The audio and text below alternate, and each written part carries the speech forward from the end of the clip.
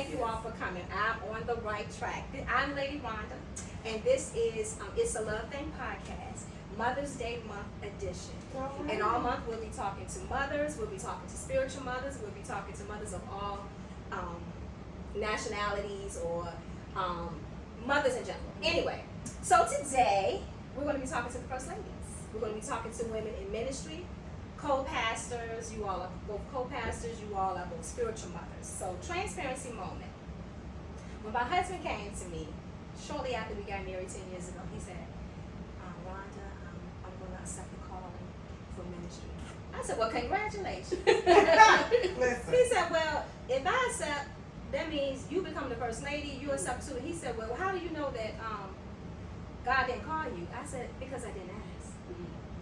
This is your vision. I said, I support you. Right. So we went on, through our journey, and I was there, I was present, but I wasn't. Right. I supported, but I didn't. I didn't support quietly because I knew that we had issues. Mm-hmm. We had issues in our marriage, we had issues in the home, and they say that ministry starts at home. So I was like, well, how in the world can we, minister to each other when we got to get this straight? Right. Whatever. So we joined a couple of ministries. We had a few coverings that were very interesting people. Very interesting. Right. So that didn't work out. So we opened the church, we closed the church. And then I said, we just need to sit, to listen, to learn, to be taught. So we got under this great ministry with Community Impact Center. Let's give it up. At the time, it was the Real Church. At that time, they changed it to Community Impact Center with Apostle McCoy Eaton and his beautiful wife here. She's going to introduce herself in a moment. And we began to sit. My husband, we're serving, learning. Mm-hmm. I happen to be her adjutant as well from time to time when needed. I serve, in different capacities in the church. And I'm learning and I'm just absorbing. So when it's time for us to go back out, I'll have some education about this thing. Mm-hmm. I've watched her, I've watched her highs, lows, and how she just moves. So it's basically my mentorship, with her. But I'm going to go ahead and let you guys introduce yourselves because we're talking about women in ministry, women of the cloth. So we'll start with you. Well, I'm co-pastor Maya Pope. I serve at City of Hope Ministry, City of Hope RVA. We have 3 different campuses. We have the DMV campus, and then we have the Powhatan campus as well. Okay. Beautiful lady right here. All right. I'm Lady Mika, Shamika Egan, and my husband is none other than Apostle McCoy L. Eaton. And so, I have the pleasure of serving Community Impact Center. We have 3 locations as well, and so I'm just excited to be here. I'm excited. Do you want to introduce yourself? Yes, and I forgot to introduce my husband. He is overseer Keith Donnell Pope. Come on. So the first question I'm going to pose to you guys is, what do you love about being a mother? Anyone who wants to go first? Okay. I love my baby, my son. I have one son. Okay. He's not a baby anymore. Okay. Uh-huh. And so I'm trying to digest that Okay. because he looking like a man. Okay. He looking like a man. And so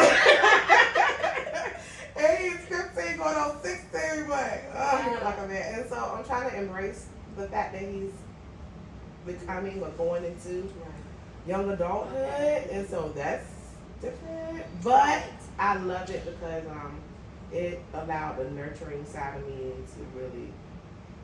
I was able to really express that. I always been a loving person, and so I'm going about my baby now. Okay. Well, I love everything about motherhood. My children, I have 3 kids. They are 6, 4, and I have a 2-year-old getting ready to be 3 on the 18th of May. Okay. So I have little babies. I love the fact that I can be that safe space for them. Okay. They can come to me. They want hugs. I love the hugs. I love the cuddles. I love when I could be literally going through a bad day. Yes, And my yes. youngest, he would come to me and grab my face. I love that. Mm-hmm. Work for me. Yeah. I have 3 daughters. Mm-hmm. Traumatized. I'm not a boy mom, so I don't know what it's like to raise a boy. Woo. I don't know what it's like. I've never been in a boy clothes section. I always wanted that. Then turned around and had a granddaughter. So that's another girl. But that was very, very interesting to me, you know, just being a mother of daughters. Ups and downs, highs, lows, estrogen all over the place. Periods all the time. Like, who's on now? Do we need to go get some more pads? Mom, you got more pads and tampons? You know, that's how our home looked, you know. And attitudes, Really? traumatized. Oh God.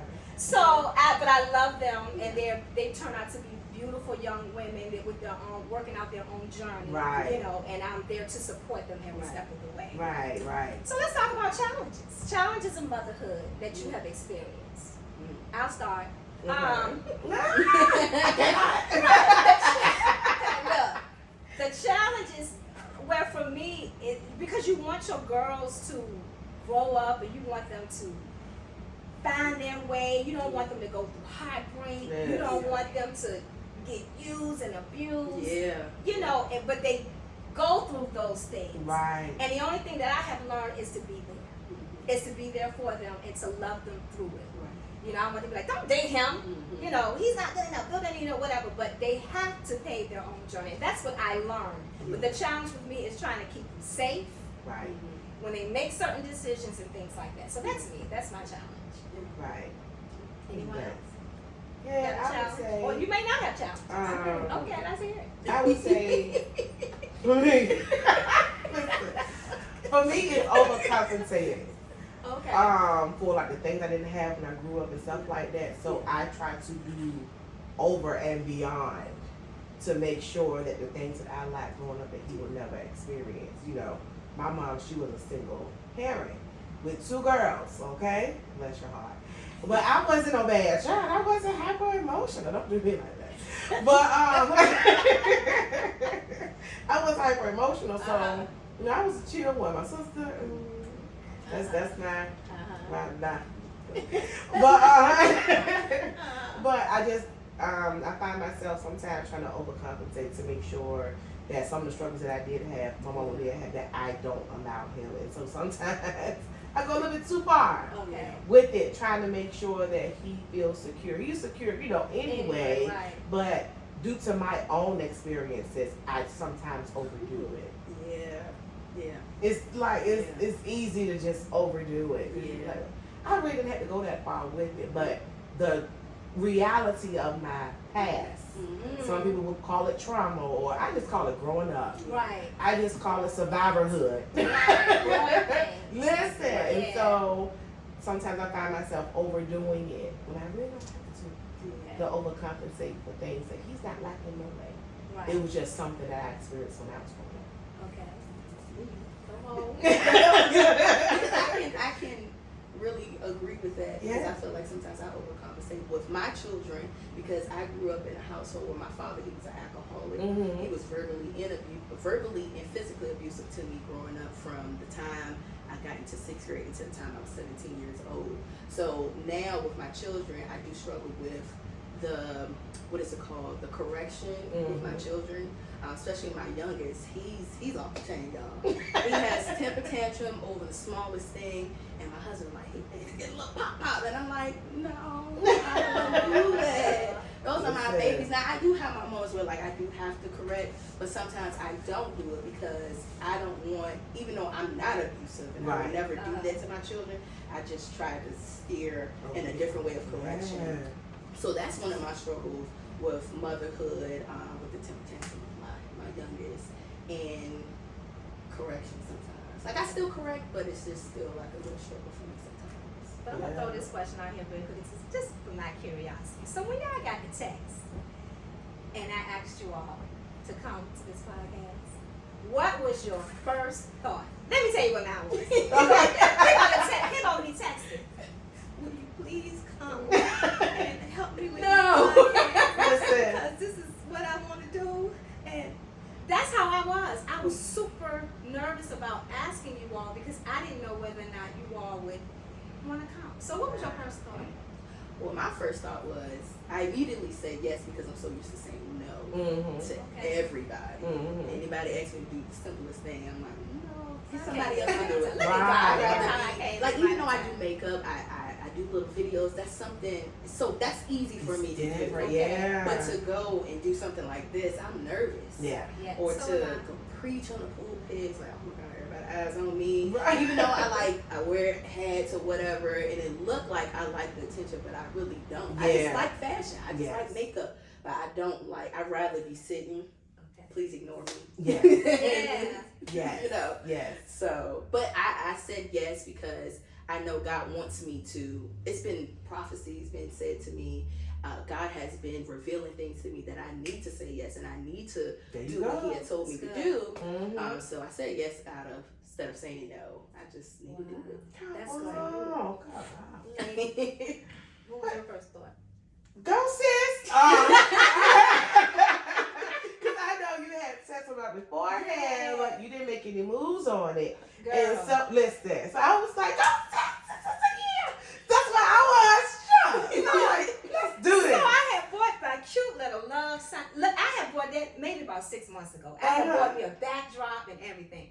I was looking at that stuff, and that stuff was looking at me. I sat on it for so long because I began to doubt. Yes. I began to self-doubt, like, I don't know, Wanda, you got big dreams and stuff, but I don't know if this is for you. Right. You know, who's going to sit and listen to you? What do you have to say? And I began, you know, the enemy Here Here he on. come. Yeah. trying to make me doubt, Right. you know, my ability. Yeah. I don't speak as eloquently as other women. Yeah. Listen. I don't do this. I'm not, you know, I'm not popular or whatever, you know, and that's why one of the reasons why I asked, I'm like, well, I'm really, you know, y'all know me kind of, sort of, whatever, but to come and sit, I really appreciate this. This is really big for me, you know, for you all to take the time out to come and talk to me, and now the love sign is shining, Yes. and we on this love thing. Yeah. I thought I'd just Right. throw that in there a little bit. Right. So as pastors, and spiritual mothers, how you navigate being a mother figure to some of your members. How do you navigate it? And then, I like how you did and that. then silence Listen. fell over the room. Listen, I was like, she was like, no. Y'all playing We tennis. playing tennis like, no. Venus and Serena sitting over Listen, there. we going on, right? We playing this thing with eye contact. Like, nigga, guess this. You see how I'm looking at you. Right. Catch this. Listen. Okay. That was the funniest thing ever. Listen. Oh my God. That was So, funny. number one, I don't want to do it. Let's start that. Okay. I don't want to do that because of the expectations. You could say because of the expectations and stuff like that. Like I really don't want to do it, and because that's not what I wanted from the beginning. You know, I really had a different perspective of a lot of things as far as coming into this role. Number one, a lot of what I thought I knew was completely wrong Okay. because of how I grew up and things of that sort and traditional ways of the first lady. I don't like first lady. I despise that first lady title. I'm a leading lady or something like that. Call me Okay. lady, something like that. Right. But the mother role, I really didn't want to sign up for that because I understood that some of the things that I would encounter in that role would be far beyond me. And the expectation that people have sometimes just because you're the pastor's wife is absurd. You know, they're expecting something way beyond. And so, you know, that's number one. Number two, it can be rewarding as well. Because you know, like different people and you see people grow in ways that you would have never thought possibly that could possibly happen with them. And it's all because God got us. Like, real talk. Right. God got us. Because you don't know what to do. I'm sitting here 20-something years old and you 50. Ma'am, what am I gonna do with you? Yeah. You know what I mean? And you're trying to manage who you are and motherhood yourself, trying to manage that area. And then you have to still show up for people that you don't even know. And so for me, it's been a journey. I haven't mastered it. I'm still learning.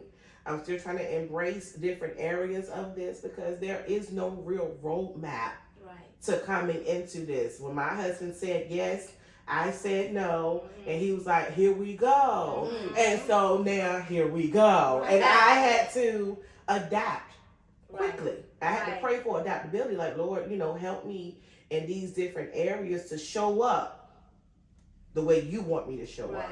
Because I don't know how to show up. I don't know how to show up for this because nobody trained me on this. I walked in green. Nobody sat down and said, Mika, do left, go right, go up, go down. All they said was, pray. Pray. That's it. Yeah. That's it. And I was like, you didn't have a conversation with me, ma'am. You've been doing this for a while. Yes, ma'am. I need, listen, have a conversation with me because I don't want to mess nobody up like the stories that I've received. Because you get the horror stories like this first lady was this way and this first lady was that way and she hurt me and then she was always nasty and they don't say the words that are pleasing to the ear. They use cuss words. She was a bleep bleep bleep bleep bleep bleep bleep bleep. And so you're like, wait a minute, no, what? We're not gonna do that. But number two, I don't want you to have that experience with me because I'm ignorant of how to serve you. Right. I don't know how to serve you in this capacity. Because nobody said, baby, let me teach you this. Yes. Let me show you this. Yes. As you're walking into this. And instead, I kept running into disgruntled, angry, leading ladies. And it was a deterrent for me. It made it scary. Because I'm like, you've been in this for 20 years and you still get mad. Are you sure? God, are you sure? Right. I can handle this aspect of this walk with my husband and with you, and with myself. Do I have the capacity to handle all of the trauma they have, all of the history they bring, and all of the mess that comes into it, and trying to manage myself, my emotions, and my mouth, and let alone my face, okay? Yeah. You know what I mean? So, it's a journey that you really can't explain. It has its rewards, it has its ups and its downs. But because I came into it raw and nobody really just said, let me embrace you and say, this is how you maneuver this personality. This is how you maneuver that personality. You know what I'm saying? Or this is how you maneuver this situation because I endured it. Yeah, it kind of like made the journey a little bit harder than what it really needed to be. Once I got into it and I got my groove, it wasn't that bad. You know what I'm saying? Because you learn yourself and you're good with yourself and you have released what the world's expectation of you to be. You just be yourself and you serve as yourself with the help of God and the Holy Spirit and you go that way. And so it has ups and downs. Okay. Well, I'm just gonna be honest. We've been in ministry for this going on 3 years now. So I don't feel like I am operating as a spiritual mother because I'm still learning. I'm young and I don't really have the, like you said, when you came into it, you didn't have the people who came and try to teach you. So even now, like when my husband said, God has called me to pastor, I said, well, I don't know what a leading lady is. I don't know what first lady is. I see the hats. I see what they look like. But I know it's more to it, but I never had the blueprint. I don't have the blueprint now. I don't have the blueprint of like the spiritual mother, how to be a spiritual mother. So I'm still learning. So I really don't got the answer to that one quite yet, but I'm still learning. I know how to pray. I know how to push. But like you said, you have to realize how do you handle the people that come in with the trauma and the mess? Because I've seen it all, and I'm just it's scary, ain't it? It's you know. But this is good. I'm still learning. Yeah, this is really helping me because I never really walked that role. For a little while, we had a couple, few people that would come, but I wasn't in it long enough to really have that good experience with it. Mhm. So this is helping me, you know, because soon we'll be back out. Supposedly, you know, this year we're supposed to, you know, branch back out, and definitely going to be pulling on my sister here, Yeah. my sister here, you know, like, this is lady, right? And she, you know, Mhm. and then she can help me, or she, you know, first pray about it, and then, you know, whatever you're going to advise me on, but I will be leaning on you all.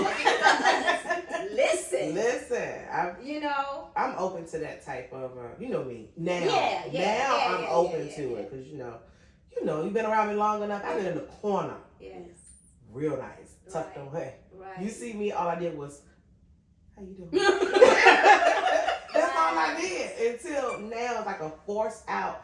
But you know, I welcome those type of conversations because we need to have those dialogues about like how can I do this effectively Right. without losing myself, without losing my mind, Yeah. without jeopardizing my family, Yeah. without it infringing on my marriage, because some people don't know boundaries.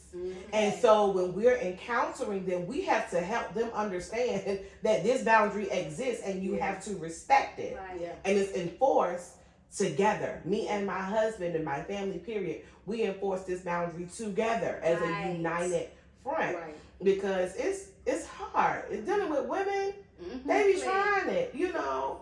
They be trying it. You be like, sis, Honey. you forgot. Listen, it ain't gone. I'm just disciplined. Discipline. I'm just disciplined. It's not gone. Yes. So, and so my choice is not to throw you across this room. slide, okay? So I'm gonna, I'm gonna pray about it. But then Am I lying? No, you're not. when you were talking about the boundaries for the other women, then I kind of looked at the boundaries for me, like I might be one that might overdo it. What you mean? As far as when, like you would say, like the women or whoever needs mothering don't know their boundaries towards you. But what if I'm the one who don't have any boundaries towards them, like overcompensating for them? Go. So That's a good one. Yeah, like I might have that challenge because of the way my heart is set up. I did the same exact thing. You see? You just go way too far. You like, come here, eat chicken. Yeah, You know what I'm saying? right. I pray with I you. know they want to come. Listen, No problem. absolutely not. You know, because you like, Listen, I got to save. I I got to might save. be in worship. Okay? Okay, it's 1 o'clock in the morning. I might be in worship. Okay? I'm not going to interrupt worship for you. Right. It's not a life or death situation. Right. Don't call me after a certain time. Right.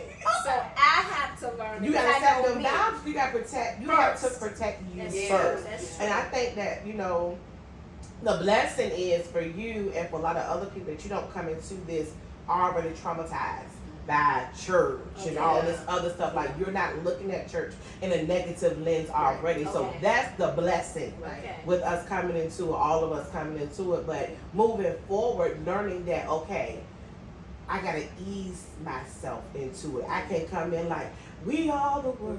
Right. Trying to save You know what I'm saying? Trying to everyone. save everybody. That's No, so true. the Savior did that. Yeah. He died so that you Yes. could live. I'm not gonna do that. That's Okay? right. Yeah. I'm not Yeah. asking. Okay? I'm not gonna do that. I'm not gonna do that. Will I show up for you the best way that I can show up for you? I will. But will I go over and beyond to the point that I exhaust what's in my cup versus the overflow of my cup? Absolutely not, because I've made that mistake too many times. And it left me depleted, angry, and frustrated. Okay. So I will always say, make sure you sit down. One day, we're going to talk about it. I'm going to sit down and write out something that's like what we should talk about before First Sunday.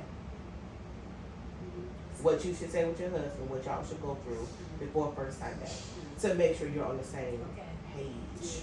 And how you're going to set boundaries for each other, your family, and your marriage. Because if nothing else needs to be concrete, your values as far as how you view your united front in your marriage needs to be established. And if that's not established, that's where all of the drama comes in, because I'm trying to create something while I'm in it. versus having this before I get in it, so that if there's any adjustments, I can adjust it accordingly. But I can't go in there with nothing, because it's going to eat me up. The church is crazy. Yes. Listen. Yes. So we're going to switch.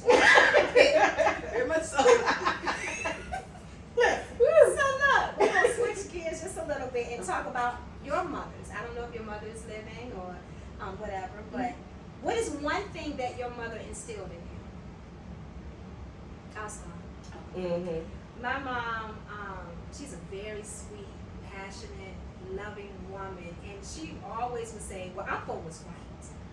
You know, whatever happens, whatever goes, you know, she's always going to lead you to love and what did God say. And, you know, I'm not saying that she didn't get angry. She did. When she got angry, she got quiet. Those are the words on because they think. You know, she would get quiet, she would settle, but she always said, I'm for what's right. So that was a reminder to me that whatever I do, I gotta make sure whether it's my response, whether it's my action, that it has to be right. And not saying right and wrong, but right in God's eyes and what would Jesus do type of thing. That's what she meant by that. So I would say that's one thing that she instilled in me. Okay. Go, ma'am. Okay. I'm not throwing this at you no more. So, what I would say, because me and my mom, our relationship was kind of rocky because of what I did when I was younger. And so now our relationship is getting better. And I believe now what she's instilling in me now is go to the scripture, go to the word, and pray. Because I cut up my mom and I'm like, Mom? She's like, no, But the scripture said, did you pray about it yet? And I'm like, I'm always praying about it. I'm like, no, I came to you because I wanted to get it. I'm like, no, you need to go pray. So my mom has literally not instilled, but reiterating what I already know. She's like, no, you need to pray. You need to go to the scripture and the word. But our relationship was rocky at one point because of the abuse and me not forgiving her for things that had happened in my life. But now that I let go of that unforgiveness and bitterness, I mean, to really talk to my mom. That's all right. Yeah, that's all right. Yeah. Yes. Okay, all right. Now it's We both said. You're right.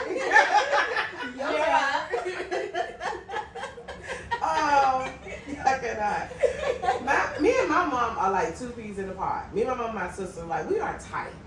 And what she instilled in me is survivor. I know how to survive because she was a single mother. So she taught me that no matter what situation that you're in, no matter what you are encountering, how to get through it. And she, of course, we were in the church and she talked about the word and everything, but her giving me tools to survive and endure has been the greatest key in my life. Because I think if I did not have the ability to adapt and to move through difficult situations, I wouldn't be here today. So I appreciate the fact that she instilled and she encouraged and she showed me how to survive, good, bad, and or indifferent. Yeah. That's good. So what piece of advice would you give a woman who finds herself, like her husband turned around today and say, God called me just like my husband turned around and told me. If she called you today and said, hey, listen, my husband called me and told me that he's getting ready to accept the calling and he's getting ready to open up a church, and I find myself in this position as being a first lady, what's one piece of advice if she called you right now and said that, what would you say? Come on, Lady Maya, let's go, girl. I say something. So she already gave me the eye.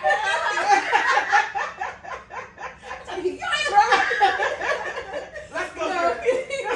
I would say my advice is to know who you are. know who you are, because if you come in as not knowing who you are, and people gonna tell you up. Mm. They gonna tell you up. Wow. Listen. Because people see. People see. They try you. They see. Oh. God is good. Whew. The God is people good. see. They can see where you're supposed to be, and they can see what you're not doing. Like they can see that. So know when you hear your husband say, "Hey, God is telling me I'm supposed to pastor. Yeah. He's calling me to pastor." Get yourself together. Now you're not gonna always be together. You're not gonna be perfect. Right. Right. You're gonna be human. You're gonna make mistakes, but at least know who you are. Mm-hmm. And if you know who you are, you will be confident in anything. Also, don't take a lot offense to things that will take place in the ministry, Mm-hmm. because we wrestle not against flesh and blood. Yeah, it's gonna be hard because sometimes you're gonna wanna, Right. but that's not how we should operate in ministry. Yeah. So I would say, know who you are, and don't take everything or don't be offended by everything. Right. Take it as a piece of salt. What is it called? What's the saying? Grain of A salt. grain of Right. salt. Mm-hmm. I totally agree. Totally agree. I would say, I wouldn't freak her out. Okay. You know, because I'd be like, oh my God, girl, you, oh Lord, I'm praying for you. Right. I'm not going to freak you out. You already got anxiety anyway. Right. Because you calling me. Right. You already That there, man. Right. You calling me. So the first thing I would say is, okay, well, you did your prayer. I'm pretty sure you did. Okay. So ask your husband this question. Where am I in this calling? Mm. How do I serve? Where do I show up Yeah. in this calling? Because I don't want to inject or put myself in a place that I don't need to. Right. Like if you don't need me to do praise and worship, good. If you don't need me to do finances, good. If you don't need me to be part of the cleaning committee right now, because these things are already good. So where do I show? How do I show up for you in this? That's good. Without me having I guess you could say my own perception or ideology of what it is, because you're called, not me. Because that would be You're nice. called. That's right. You're called. This is You're right. your calling. calling. And so listen, and so he don't give you everything in your calling, Yeah. but he at least gonna let you know, like, what are your wife? Pray about your wife. Okay. How does she show up for you Yeah. in this journey, so that it doesn't cause a lot of friction in your marriage? Because that's the first thing I would tell anyone now. Yeah. Because I wish me and my husband would have had that conversation before. So the husband, so you're saying the responsibility is on the husband. I would say it's mutual. It's mutual. Because if we have a conversation, I'm supporting my husband anyway, regardless. Whether you're starting a business, it's the same exact Right. thing. But you know, it's a business. Church is a business. It is. Okay. It takes money, it takes people, it takes Yeah. input, it takes Yeah. output, accounts payable, and accounts receivable. Okay. It's from business. Right. That's it. And so, you know, and before we go into this area spiritually and, you know, financially and every other area, we need to have that conversation because we're doing it together. And if I have the mindset, it's all yours, of course. Right. But if I take on the mindset that it's just you, then I'm not going to serve the way I need to serve to make sure that you're good. Yeah. Because I'm going to treat it like, you got it, Mhm. whatever. You know what I mean? He ain't called me, he called you. Yeah. No, but if I listen, So true. listen, That was me. that was my attitude when he called. Congratulations. Listen, congrats. And my condolences, okay? Listen. Congratulations. But, you know, I would ask her to have that conversation with him first. Like, baby, how do you want me to show up for you in this? And you know, saying, what part, how can I be a part of the service? Right. How can I be a part of the background? What do you need? How you want me to support this vision, this dream, this Okay. whatever it is in your life? And then I'm gonna ask them one more thing. Okay. Number two, what is fueling this? Mm. Because if you want to go into ministry, are you going into it because of trauma of your last church and you don't know how to forgive? Or are you going in it because you really, truly, honestly believe that God has called you to step into this thing to help other people heal because you're healed? Right. What does that look like? Is what I want to know. Like, when a pastor accepts the calling, you know, they'll say God called me, you know, because we're not going to sit there and question it. You know, was it, well, did he? You know, some people Listen. might. Did he? I did. What? Did he call you? I Are you did. sure? Are you sure? Right. So, like, are we supposed to accept what he's saying, what your husband is saying, and just go for it just like that? Or are we doing our own separate praying on the side? Oh, we are definitely doing that. Listen. Okay. Top intercessor, hands down. Okay. I gotta cover my house because it's not just him going into it; it's our entire family. It's gonna affect everything that we do. It's gonna affect our relationship, my children, because they're in a spotlight that I didn't marry for. Okay, I don't like that type of attention on my child. Right. And so, no, the way that it will look is that you will have that real dialogue with him and say like, hey, what are your motives? Right. And then let's be transparent. If you know your husband, Right. you know y'all just got out of a really sticky situation and it wasn't the very best, and he's still harboring in that hurt. It's good to ask the hard question, baby, what's fueling this? And if God may still have a call on his life, but it might not be right now. Right at that time. Because you need to make sure that you don't hurt anybody else along the way, because you're going to do all these mistakes and trial and error and things of that sort. And I'm speaking from experience. Because you didn't heal in the area that you need to heal in first before you step out to help other people heal. Right. Okay. So you do your own thing. Okay. You got to pray. You You know what I'm saying? Because, you know, we're human. Yes. And so we make errors. And we don't always hear exactly what God is saying. Some things we just don't catch all the details to. Right. Because we are human. Right. You know what I'm saying? You know, human walk, you know. Right. And so you have as an individual, as the woman, as the wife, you have to do your own work on the side as far as praying and interceding and covering and moving, because even if he step out and you don't agree, you still his wife. That doesn't, no matter what the church got going on, you're still wife. Right. And you still have to show up as wife. And that's even if he's making the biggest mistake of his life, you still got show to up as wife. That's good. That's real good. Yeah. We don't think about that. Yes. Because we think about, oh, God called him, and we just go float along with it. No, we good. I'm not doing that. I'm not doing that, because I have to think about the overall. Yeah. You know what I'm saying? Like, he is the priest, yes, but I'm the overseer. Come on, overseer. Okay. Come on, I'm overseer. the overseer. You know, I'm the intercessor. I'm the Yeah. overseer. I'm the one that can step back from whatever the situation is and say, okay, God, what is this? Yeah. Okay. Yeah. So how do I target my prayer? How do I target my attention? How do I target X, Y, and Z? Because I am the one that's on the outside and on the inside, but I'm on the outside able to step back and say, because he down in the grit. Yeah. Right. He working. Yeah. And so as a person that's his protector and the one that sounds the alarm Right. in our Yeah. household when Okay. things ain't right, Yeah. I'm able to stand back and be like, okay, X, Y, and Z. Yeah. This is the wrong move. I'm praying about it because some things I can't say. Yeah. Right. Some things I can't say. Some things you just gotta let God lead and do what he gotta Right. do. But you're able to be that I said alarm sounder saying, hey, that ain't it. You going left, you need to go right. Yeah. That person ain't it. Okay? Right. This group ain't it. Okay? Right. This fellowship ain't it. You know?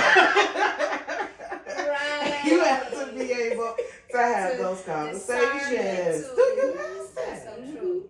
She has helped me today. Come on. Look, I know who I'm leaning on. I know who I'm gonna lean on. Not phone number. Look. First lady. Trial and Lead error. the way. Come on Listen, now. I done made plenty of mistakes. See, Listen. this That's is. why. Go, go ahead. No, Go ahead. Go ahead, Go. That's why you're saying it. Go ahead. Go. Don't do that.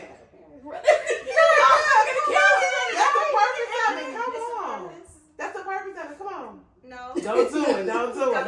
If you go too far, we got you. Come on. She get the I cut was and saying edit. that when we first got here, I said I probably gonna be doing this because you know you've been in ministry for a long time. Yes, you have. I just started. Yeah, that's true. So you know, when I have it. So older, this is.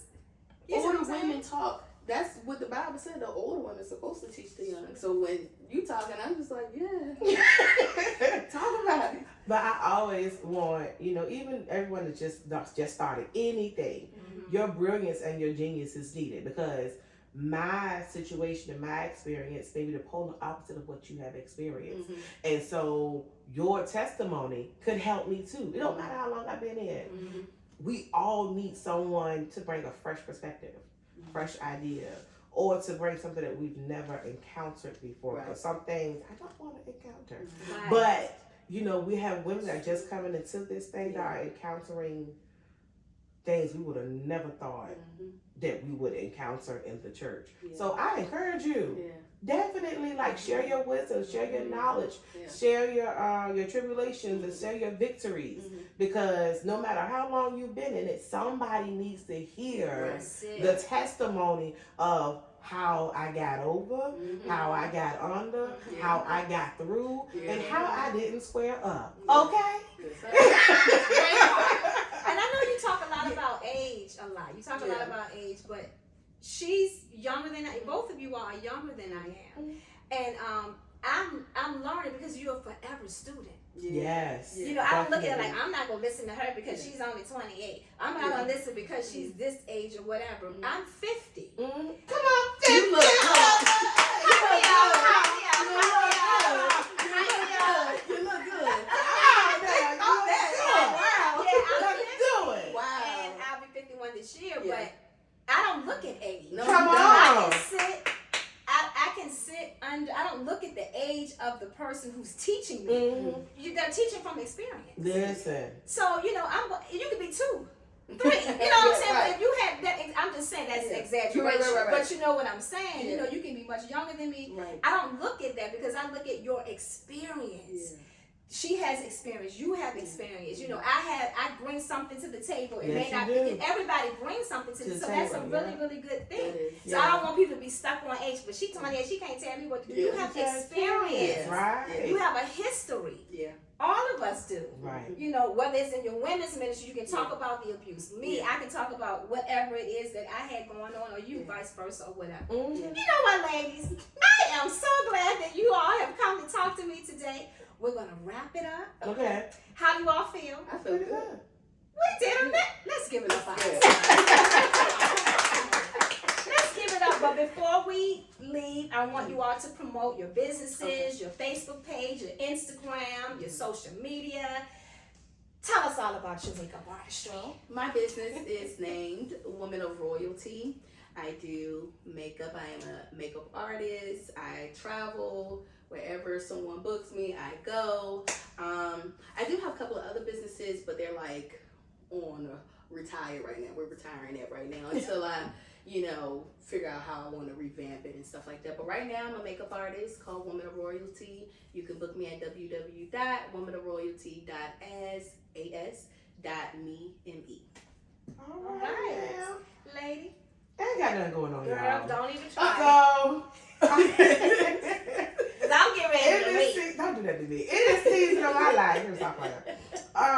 But right now, I'm stepping out. This is all new. I'm stepping out, and so I'm doing like little small things. Okay. It's big for me, but little small things like lives and videos and mentoring women from across the world. I mentor women in Africa and different areas, and from all age ranges.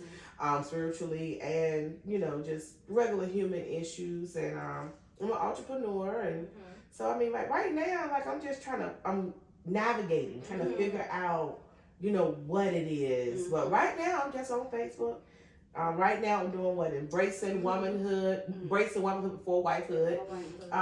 Dealing with that. So like little things that God is telling me to do. So if you're looking for me, look for Shamika Ian.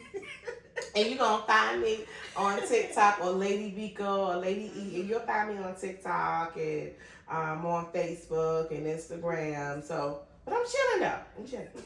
And me. Yes. So this is It's a Love Thing podcast. Yes. And you all are my guests. And I thank you both for coming and supporting me and chatting with me. It's Mother's Day, so we have a little gift for you. Some flowers and a Mother's Day card. Love you guys. Thank you. I love you so much. Thank you. Thank you for making this dream come true. Yes. And we'll see you next time. All right.